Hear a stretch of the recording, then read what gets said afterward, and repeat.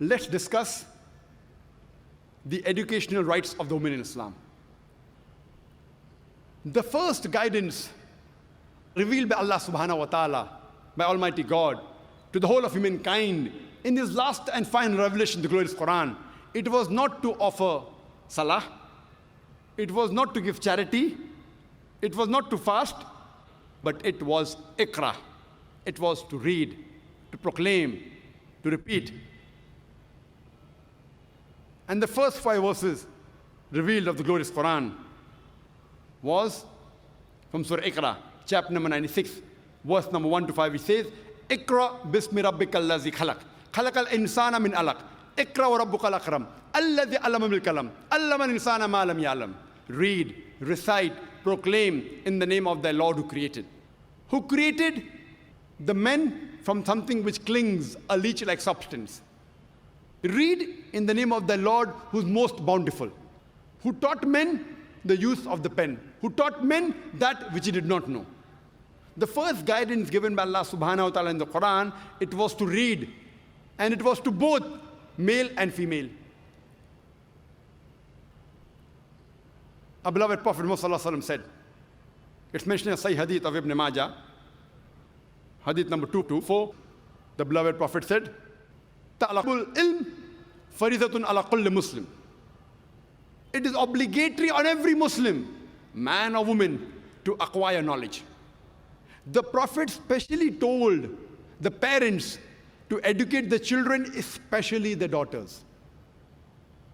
It is the duty of the husband to give education to their wife, especially religious education.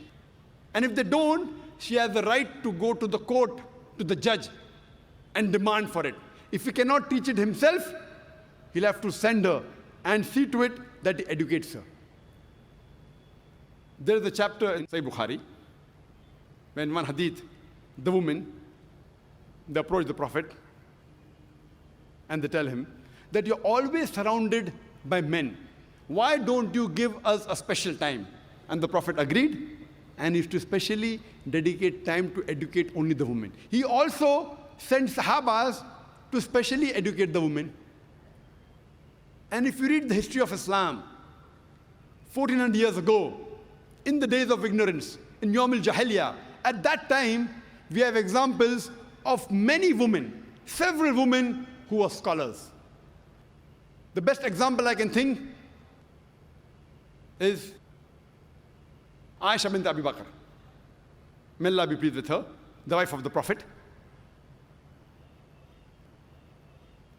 And one of her very famous student, by the name of Arwa, may Allah be pleased with her, she says that I have not come across a scholar greater than Aisha, may Allah be pleased with her, in learning of the Quran, in obligatory duties, in lawful and unlawful things, in literature and poetry, in Arabic history and genealogy.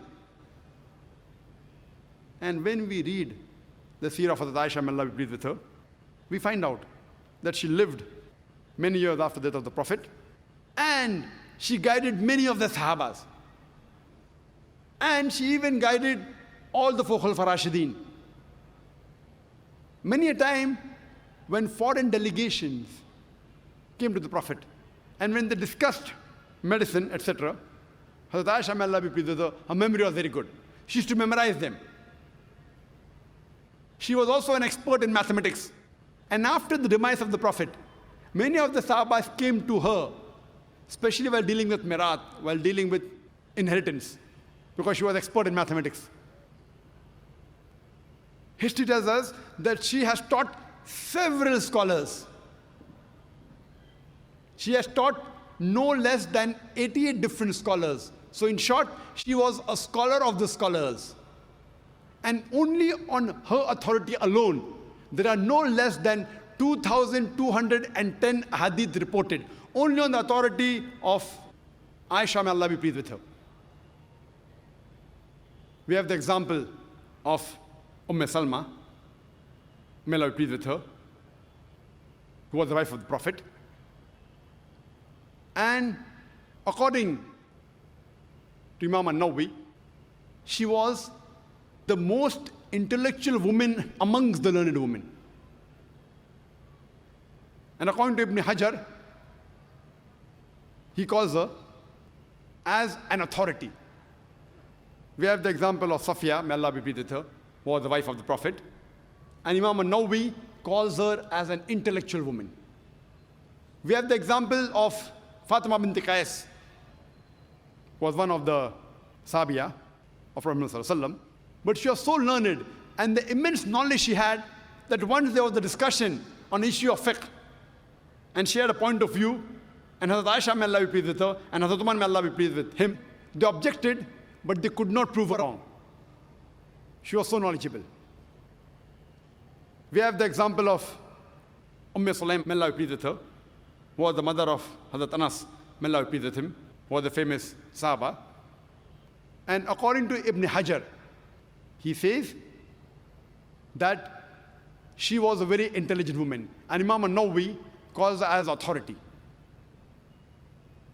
We have the example of Darda, who was the wife of Abu Darda.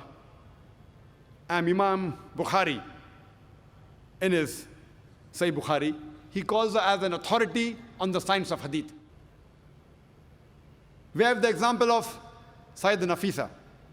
Sayyidah Nafisa, she was a scholar, and she taught many students. One amongst her students was Imam Shafi.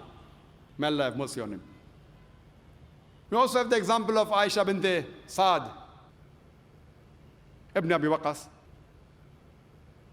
She too was a scholar, and amongst her students, one of the students was Imam Malik. May Allah have mercy on him. Rahimullah. Imagine in the days of ignorance, in Yawm al-Jahiliyyah, there were several women who were scholars.